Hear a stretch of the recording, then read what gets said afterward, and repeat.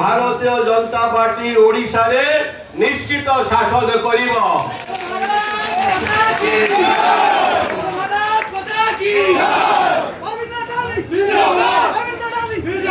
मने होउची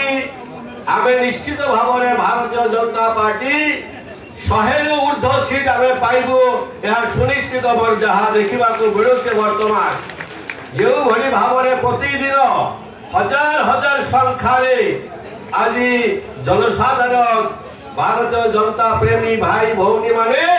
समग्र ओडिशा रे आसी आज सामिल होचंती श्रीयुक्त मनमोहन सामल नेतृत्व एवं अपराजिता षडंगी नेतृत्व एवं भाई धर्मेंद्र प्रधान जे कि केंद्र में थाई से सब कोऑर्डिनेट कर समस्त समीर भाई नेतृत्व विरंची भाई नेतृत्व एवं अन्य पदाधिकारी नेतृत्व आज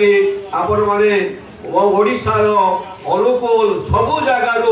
प्रत्येक अंचल आपण मैंने सामिल होती कौथि सामिल होती कारण है वर्तमान शासन